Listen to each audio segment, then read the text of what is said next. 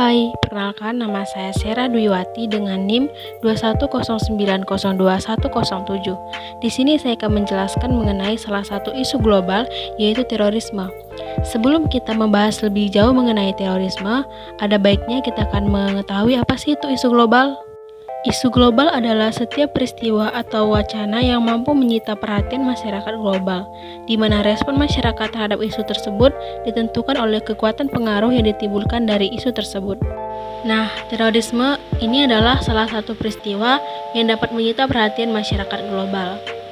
Lalu menurut Undang-Undang Nomor 15 Tahun 2003 tentang Pemberantasan Tindak Pidana Terorisme, terorisme adalah setiap tindakan dari seseorang yang dengan sengaja menggunakan kekerasan atau ancaman kekerasan yang menimbulkan suasana teror atau rasa takut terhadap publik secara luas. Seperti merampas kemerdekaan, menghancurkan objek-objek vital yang strategis, dan menghilangkan nyawa dan harta benda orang lain. Apa saja sih jenis-jenis terorisme itu? Yang pertama ada irrational terrorism. Tujuannya bisa dikatakan tidak masuk akal sehat. Misal, salvation atau pengorbanan diri, dan madness kegilaan. Ini kerap menjadikan para pelaku teror aksi berupa bom bunuh diri. Lalu yang kedua ada criminal terrorism. Tujuannya ini berdasarkan kepentingan kelompok agama atau kepercayaan. Ini termasuk kegiatan kelompok dengan motif balas dendam.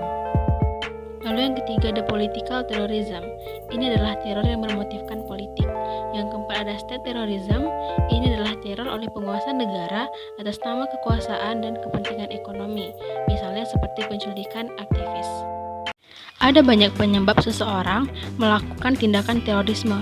Yang pertama ada kesukuan, nasionalisme, dan separatisme. Teror ini terjadi di daerah yang dilanda konflik antar etnis atau suku pada suatu bangsa yang ingin memerdekakan diri, seperti bom-bom yang dipasang di keramaian atau tempat umum lain menjadi contoh yang paling sering. Kedua, ada kemiskinan, kesenjangan, serta globalisasi. Teror akibat ini timbul karena merasa tidak adanya keadilan dalam kehidupan. Lalu yang ketiga, ada pelanggaran harkat kemanusiaan. Ini terjadi saat ada satu kelompok yang diperlakukan tidak sama hanya karena warna kulit, agama, dan lainnya.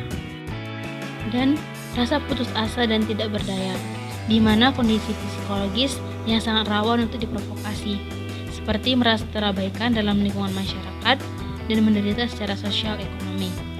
Nah, tadi sudah membahas apa penyebab dari terorisme, dan sekarang apa saja sih peran pekerja sosial dalam mengatasi isu global terorisme tersebut? Yang pertama, pekerja sosial sebagai konselor.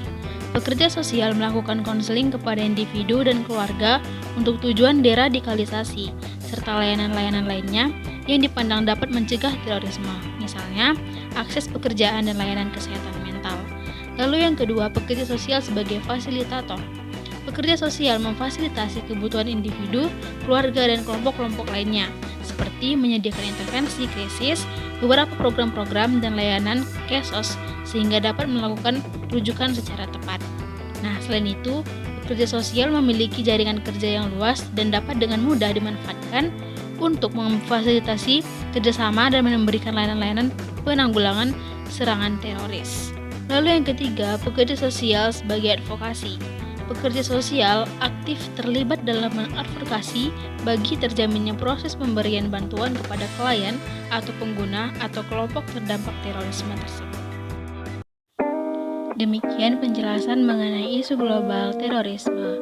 Saya harap teman-teman semua yang menonton video ini dapat memahami dan menambah wawasan buat kita semua. Terima kasih.